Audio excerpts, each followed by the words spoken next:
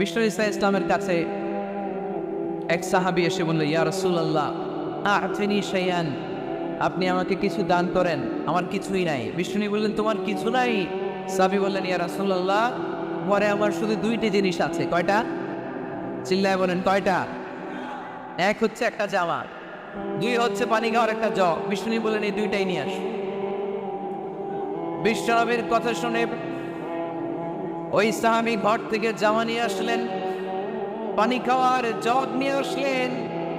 বিশ্বনবী সাল্লাল্লাহু আলাইহি ওয়াসাল্লাম ওনার মোবারক হাত দিয়ে এক হাতে জামা ধরে আরেক হাতে পানির জগটা ধরে সাহাবীদের দিকে উদ্দেশ্য করে বললেন, মাইয়াশতারি হাদাইন, এই দুইটা জিনিস কেনার মতো কে কে আছে দেখি। কয়েকজন হাত তুললো। বিশ্বনবী বললেন, কত দিয়ে কিনবা? এক সাহাবী বলে, ইন্নী আশতারিহিমা বিদিরহাম, ও নবী যদিও এগুলো আমার দরকার নাই, কিন্তু আপনি যেহেতু নিলামে ডাক তুলেছেন, ইয়া রাসূলুল্লাহ ইয়া হাবিবাল্লাহ, আপনার সম্মানে আমি 1 দিরহাম দিয়ে দুইটা জিনিস কিনে নেব। 1 দিরহাম, একটা জামা, একটা পানি খাওয়ার জগ, দাম কত? 1 দিরহাম। বিশ্বনবী বললেন, না না, 1 দিরহাম তো অনেক কম হয়ে যায়, মাইয়াজিদু আলা যালিক, এর চেয়ে বেশি দামে কে কিনবা? আরেক সাহাবী হাত তুলে বলতে লাগলেন, ইয়া রাসূলুল্লাহ ইয়া হাবিবাল্লাহ ওয়া ইন্নী আশতারিহিমা বিদিরহামাইন, আমি এই জামাটার পানি খাওয়ার জগটা 1 দিরহাম নয় 2 দিরহামের বিনিময়ে কিনতে চাই। বিষ্ণু ইসলাম ওই সাহাবাকে দিয়ে 2 দিরহাম নিয়ে যে লোকটা ভিক্ষা করতে এসেছিল তার হাতে 2 দিরহাম দিয়ে বললেন, যাও 1 দিরহাম দিয়ে ঘরে খাবার কিনে দিয়ে আসো, আর 1 দিরহাম দিয়ে একটা কুঠার কিনে নিয়ে আসো। শুনতেছেন? কি কিনে নিয়ে আসো? কুঠার দিয়ে কি করে? গাছ কাটে। ওই সাহাবী কুঠার কিনে নিয়ে আসার পরে বিশ্বনবী নিজ হাতে কুঠারের মধ্যে একটা কাঠের হাতল লাগাই দিলেন। আল্লাহু আকবার! হাতল ছাড়া কুঠার ইউজ করা যাবে? বিশ্বনবী নিজ হাতে ওই কুঠারের ভিতরে একটা হাতল লাগাই দিলেন আর বললেন, লা উরিদু আন আরাকা 15 আইয়াম, এই কুঠার নিয়ে জঙ্গলে যাও, গায়ে অনেক শক্তি আছে, কাঠ কাটো, এই কাঠ কেটে বাজারে বিক্রি করো, সামনের 15 দিন যেন আমি আমার চোখের সামনে তোমার না দেখি।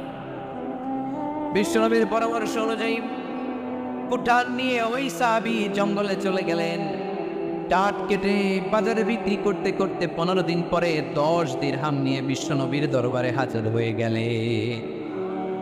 10 দিরহাম নিয়ে বিশ্বনবীর কাছে হাজির হয়ে গেলেন। সাহাবী এসে বলল, ইয়া রাসূলুল্লাহ এখন আর আমার ভিক্ষা করা লাগে না, আমার গায়ে অনেক শক্তি আল্লাহ দিয়েছে, আই এম ভেরি এনার্জেটিক, আপনার দেয়া বরকতের কুঠার দিয়ে আমি কাঠ কেটে কেটে স্বাবলম্বী হতে শুরু করেছি। সুবহানাল্লাহ পড়েন। আমি এখন 10 দিরহামের মালিক। বিষ্ণুই বললেন, লা আইয়াহতাতিবা আহাদুকুম হুসওয়াতান আলা বাহরিহি খায়রুম মিন আইয়াসআলা শাইআন ফায়ু'তিয়াহু আও ইয়ামনাহু, যাদের গায়ে শক্তি আছে তারা ভিক্ষা না করে কাঠ কেটে পিঠে সেই বোঝা নিয়ে বাজারে বিক্রি করা অনেক ভালো, কারণ কারো কাছে যদি তুমি হাত পাতো সে দিতেও পারে নাও দিতে পারে, আর কষ্ট করলে কষ্ট কোনোদিন বৃথা যায় না। চিল্লায় বলেন ঠিক না? বিশ্ব ইসলামের অনুপ্রেরণায় এই সাহাবা অল্প কিছুদিনের ব্যবধানে স্বাবলম্বী হয়ে গেল। What is the moral of the story? বিশ্বনবীর এই প্রফেটিক স্টোরি থেকে আমাদের কি শিক্ষা? লেসন নাম্বার 1, বিশ্বনবী চাইলেই ওই 2 দিরহাম দিয়ে বলতে পারতো, যাও খাবার দাবার কিনে ফ্যামিলিতে দিয়ে আসো। সে ওই 2 দিরহাম নিয়ে খাবার দাবার কিনে ফ্যামিলিকে খাইয়ে রাত্রে আবার ভিক্ষায় নামত। কথা কন, রাত্রে কি করতো? ভিক্ষায় নামতো। বিষ্ণু ইসলাম তাকে কাজ করে খাওয়ার জন্য উৎসাহ দিলেন। পাশাপাশি বিষ্ণু ইসলাম পার্মানেন্ট সলিউশন দিলেন। এজন্য পার্মানেন্ট সলিউশনের ব্যবস্থা করতে হবে। অনেকে আমরা জাকাত দেই, জাকাতের শাড়ি দেই, জাকাতের লুঙ্গি দেই, আছে না নেই? লক্ষ্মীপুরে এরকম দেয় নাকি? কি দেয়? হ্যাঁ, গাড়ি, গাড়ি দেয়, শাড়ি না। জাকাতের শাড়ি, জাকাতের লুঙ্গি বলতে কোনো কথা ইসলামে নাই। এগুলো খুব কম দামি শাড়ি, যাদেরকে এগুলো দেওয়া হয় তাদেরকে অপমান করা হয়, ঠিক কিনা? আল্লাহ বলেছেন, ওয়ালাকাদ কাররামনা বানি আদম, I have dignified the status of the sons of Adam, আমি আদমের সব সন্তানদেরকে সম্মানিত করেছি। সুবহানাল্লাহ পড়েন। আপনাদের চেয়ে সম্মানিত কেউ আছে? মানুষের চেয়ে সম্মানিত গোটা বিশ্বে আর কোনো মাখলুকাত আছে? নাই। এজন্য জাকাতের শাড়ি দেওয়া যাবে না। জাকাতের লুঙ্গি দেওয়া যাবে না। জাকাতের শাড়ি আপনারা দেখছেন, এটারে একবার ধোয়ার পরে দ্বিতীয়বার পরা যায় না। মশারি কি পাতলা, এর চেয়েও পাতলা। এই জন্য জাকাতের শাড়ি, জাকাতের লুঙ্গি বলতে ইসলামে কোনো পরিভাষা নাই। আপনাকে স্বাবলম্বী করে দেওয়ার চেষ্টা করতে হবে। যারা লক্ষ্মীপুর জেলায় বিজনেস ম্যাগনেট আছেন, তারা একসাথে হয়ে একটা স্ট্রং জাকাত ম্যানেজমেন্ট প্ল্যাটফর্ম করতে পারে, যেখান থেকে আপনারা বিভিন্ন থানায়, বিভিন্ন গ্রামে বাছাই করে করে কিছু ভাইদেরকে জাকাত দিতে পারেন স্বাবলম্বী করার উদ্দেশ্যে। যেই ফ্যামিলিকে আছে, কি নাম এটা, পল্লী উন্নয়ন ক্লাব, মাশাআল্লাহ, জাকাত ফান্ড দিয়ে বিদেশে লোক পাঠায়। এর চেয়ে সুন্দর পদ্ধতিতে জাকাত বিতরণ আর হতে পারে? যেই লোকটাকে, যেই ছেলেটাকে বিদেশে পাঠানো হয়েছে, ওই ফ্যামিলিটা আর কোনোদিন জাকাতের শাড়ি নেওয়ার জন্য লাইনে দাঁড়াবে?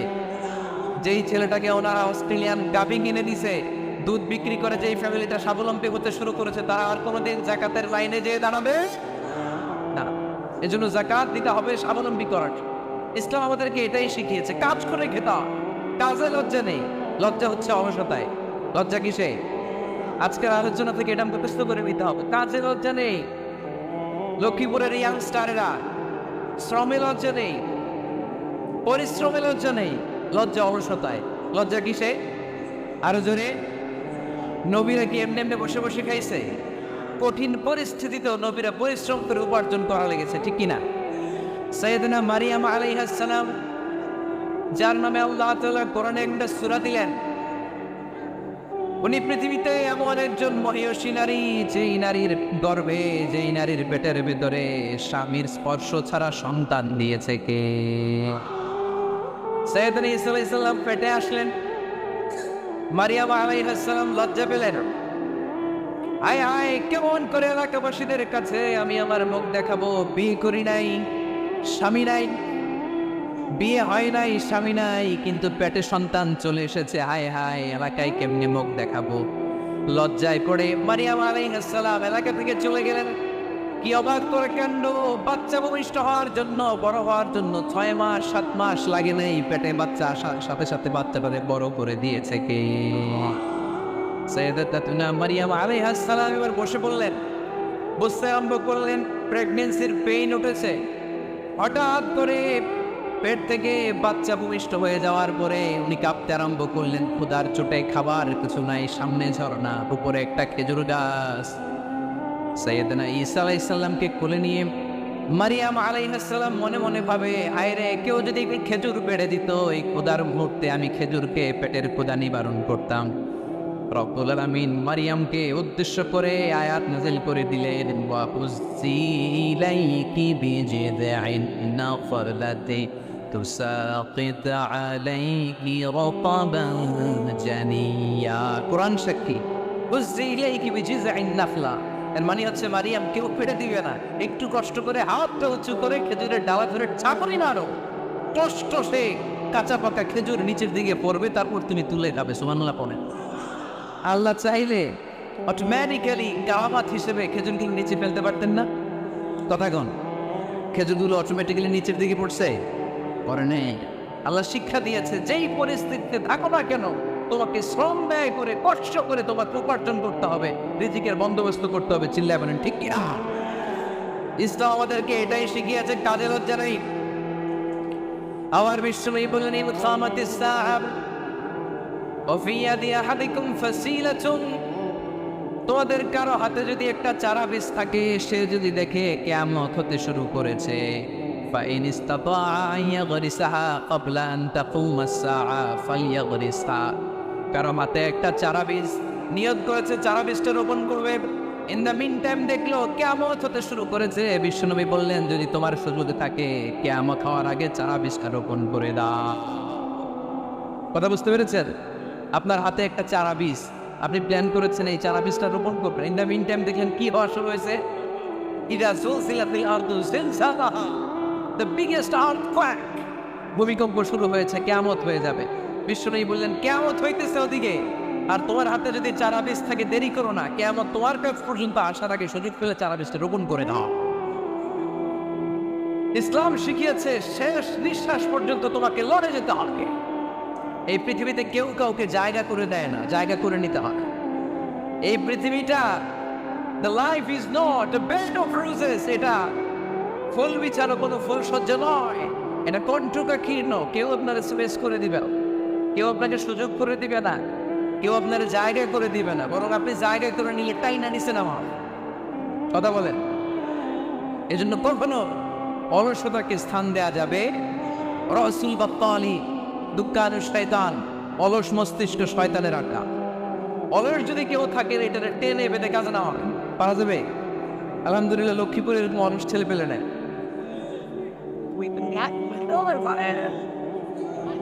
আছে। আমরা আজকে অলসতাকে ন বলে যাবো মাহফিল থেকে। অলসতাকে আমরা কি বলবো? আওয়াজ করে বলতে হবে, অলসতাকে কি বলবো আমরা? লোকর অনেক বড় ব্যবসায়ী ছিলেন, ওরা নিজ টাকা দিয়ে হাবাসা থেকে আসা সাইয়েদনা বেলালকে তিনি 20,000 স্বর্ণ মুদ্রা দিয়ে উমাইয়া ইবনে খালাফের কবল থেকে তিনি মুক্ত করেছেন। সাইয়েদনা উসমান যুন্নুরাইন বড় ব্যবসায়ী ছিলেন, নিজের টাকা দিয়ে মদিনার মুসলমানেরা পানি খেতে পারে না। পীরে রুমা নামে একটা কুয়া ছিল, এই কুয়ার মালিক ছিল ইহুদি। মুসলমানেরা পানি খেতে গেলে এসে বকা দিত, পানি খেতে দিত না। বিশ্বনবী বললেন, আমার সাহাবীদের মধ্যে এমন কি কেউ নাই নিজের অর্থায়নে পীরে রুমা কিনে মুসলমানদেরকে দিয়ে দিবে? সাইয়েদনা উসমান যুন্নুরাইন বলল, ইয়া রাসূলুল্লাহ, আপনার খেদমতে আমি হাজির। মুহূর্তের মধ্যে সাইয়েদনা উসমান যুন্নুরাইন নিজের অর্থায়নে পীরে রুমাটা কিনে মুসলমানদের জন্য সদকা করে দিয়েছে। তো ব্যবসা না করলে, কর্মঠ না হলে, উপার্জন না হলে সত্যি করা যাবে? চিল্লায় বলেন করা যাবে? সুনানে তিরমিজির বর্ণনা, বিষ্ণু ঈসা ইসলাম মক্কা থেকে যত সাহাবারা হিজরত করে মদিনায় এসেছে, মদিনাতে কোনো না কোনো সাহাবার সাথে বিষ্ণুবী ভাতৃত্বের বন্ধনে আবদ্ধ করে দিয়েছে। সুবহানাল্লাহ পড়েন। এজন্য মক্কা থেকে যারা এসেছে এদেরকে বলে মুহাজির, এদেরকে কি বলে? আর মদিনায় যারা ছিল এদেরকে বলে আনসার, এদেরকে কি বলে? আওয়াজ করে উত্তরে দিবেন। মক্কা থেকে যারা এসেছে তাদের নাম, আর যারা মদিনার সাহাবী তাদের নাম আনসার। আজকে এই মাহফিলে লক্ষ্মীপুর এর বাইরে থেকে কারা কারা আসছেন দেখি?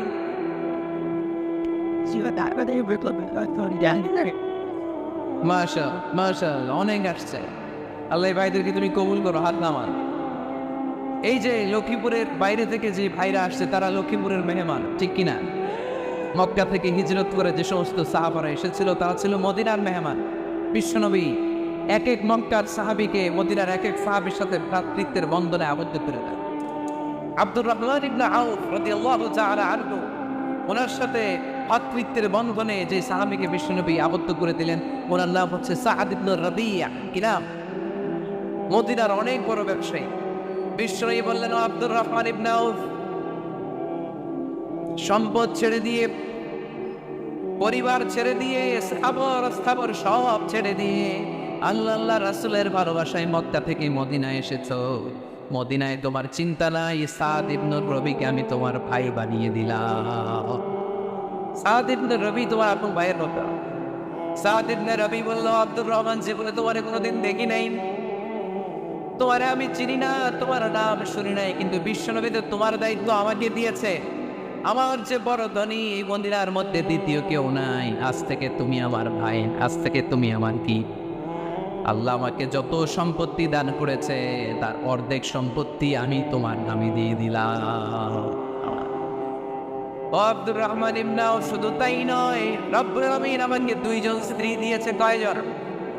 তুমি দেখো আমার কোন স্ত্রীকে তোমার বেশি ভালো লাগে, যার নাম তুমি বলবে সাথে সাথে আমি তারে তালাক দিয়ে দিব।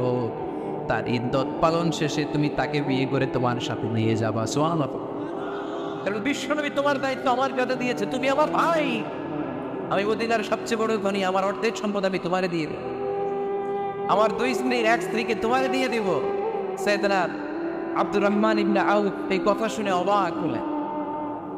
অবাক হয়ে উনিও এক অবাক কথা বললেন।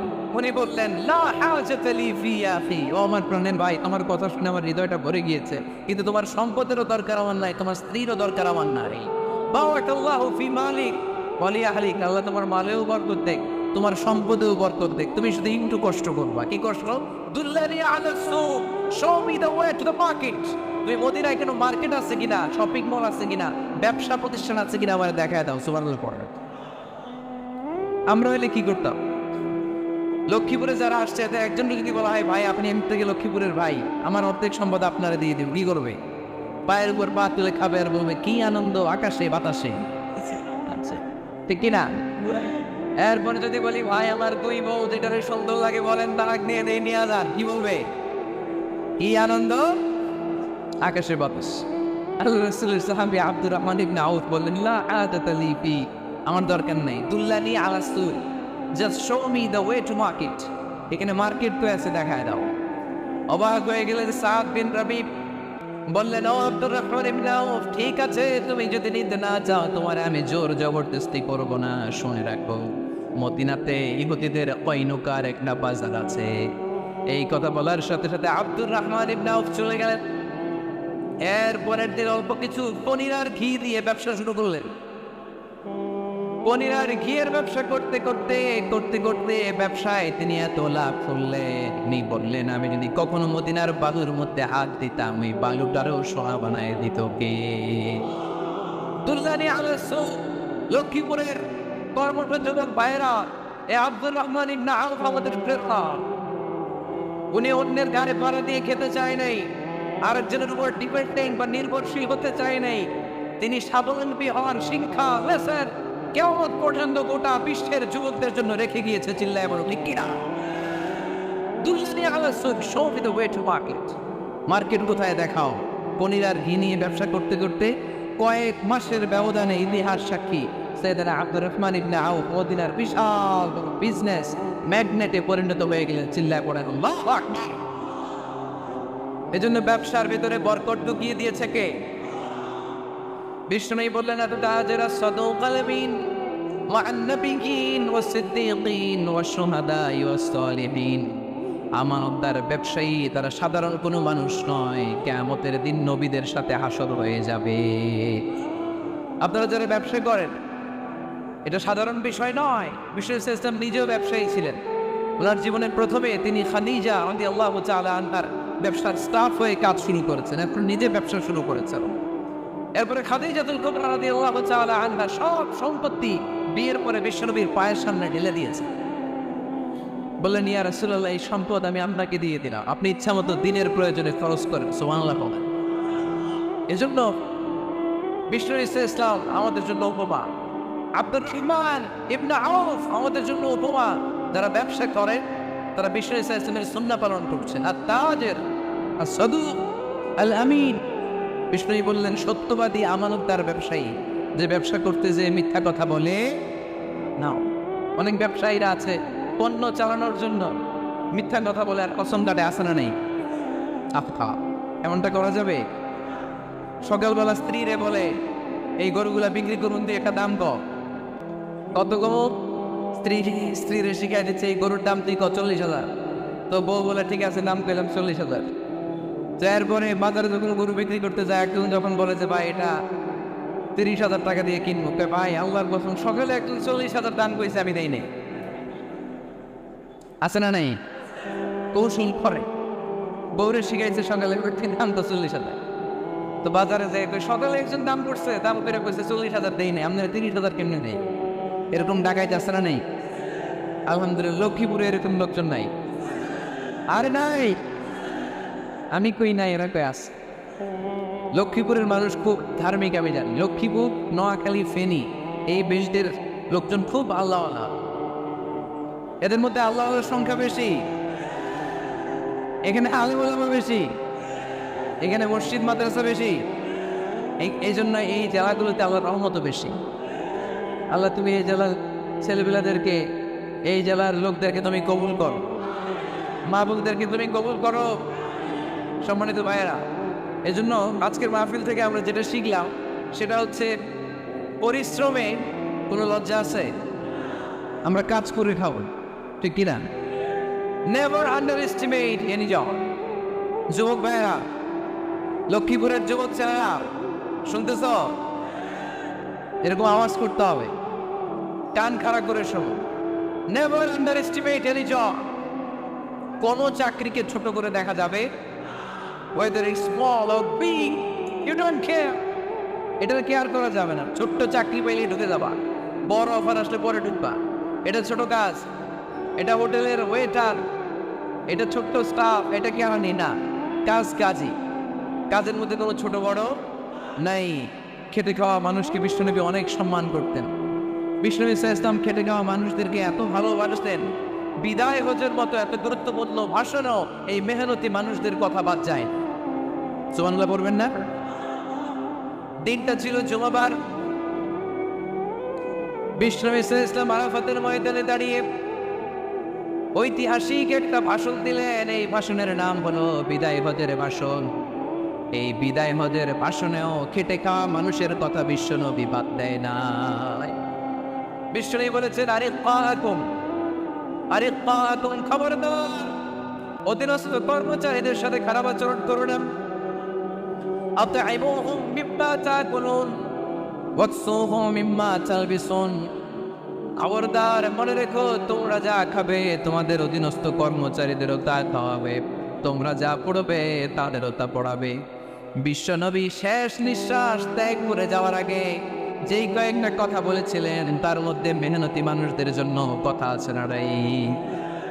বিশ্বনবী সাল্লাল্লাহু আলাইহি ওয়াসাল্লাম যখন শেষ নিঃশ্বাস ত্যাগ করবেন তিনি বলেছিলেন, আসসালাত আসসালাত, উম্মতেরা নামাজ নামাজ নামাজ ছেড়ে দিও না, নামাজ তরক করো না, নামাজ কাজা করো না। আর বলেছিলেন, ওমা মালাকাত আইমানুকুম, অধীনস্থ কর্মচারীদের সাথে খবরদার খারাপ আচরণ করো না। যারা কর্মচারীদের সাথে খারাপ আচরণ করে, যারা মানুষের কাছ থেকে শ্রম নিয়ে কাজ করিয়ে টাকা দেয় না, কিয়ামতের দিন তাদের বিরুদ্ধে মামলা দায়ের করবে কে? কে করবে? হাদিসে কুদসি সাক্ষী বিষ্ণু ইসলাম বলেন, আল্লাহ তাআলা ফরমান, আনা খাসমুহুম সালাসাতুন আনা খাসমুহুম ইয়াউমাল কিয়ামা। তিন শ্রেণীর ব্যক্তির বিরুদ্ধে আল্লাহ বলেন, আমি নিজেই কিয়ামতের দিন মামলা দায়ের করব। I will be against them in the day of judgment. Three categories of people, I will be against them in the day of judgment. তিন শ্রেণীর লোক কিয়ামতের দিন তারা ছাড় পাবে না। আল্লাহ বলেন, আমি নিজেই তাদের বিরুদ্ধে মামলা দায়ের করব। এর মধ্যে এক শ্রেণীর লোক হচ্ছে রাজুলুন ইস্তাজারা জিরান ফাস্তাওফা মিনহু ওয়া লাম ইয়াতি আজরা। একজন শ্রমিক ভাড়া করে তার কাছ থেকে কাজ নিয়েছে কিন্তু তার পারিশ্রমিক আদায় করে নাই। এরকম আছে না নাই? দাপট দেখায় ইউনিভার্সিটির ক্যান্টিনগুলোতে। ইউনিভার্সিটির ক্যান্টিনে যে খায় মাত্র বিল দেয় না, এরকম ডাকাইতে আছে না নাই? চায়ের দোকানে চা খায় পরে দিব, বিল দেয় না, আছে না নাই? দোকানে যে পণ্য কিনে বিল দেয় না, পরে দিব, আছে না নাই? কিয়ামতের দিন আল্লাহর করে মাস্তানি ছুটাবে, চিল্লা এখন ঠিক কিনা? আমি নিজেই তাদের বিরুদ্ধে মামলা দায়ের করবো। কথাটা কার? এজন্য বিষ্ণু বললেন, খবরদার মেহনতি মানুষ, খেটে খাওয়া মানুষ, এদের দোয়া কবুল হয়ে যায়। খবরদার, বিশ্বনবী বললেন, শ্রমিকের ঘাম শুকিয়ে যাওয়ার আগে তাদের পারিশ্রমিক মিটিয়ে দাও। বিশ্বনবীর বিখ্যাত হাদিস, আতুল আজিরা আজরাহু ক্বাবলা আন ইয়াজিফা আরাকু। শ্রমিকের ঘাম মাটিতে লাগার আগে, শুকিয়ে যাওয়ার আগে তাদের পারিশ্রমিক মিটিয়ে দাও। কেননা তারা যদি বদদোয়া করে তোমার জীবনটা জাহান্নাম বানিয়ে দিবে কে?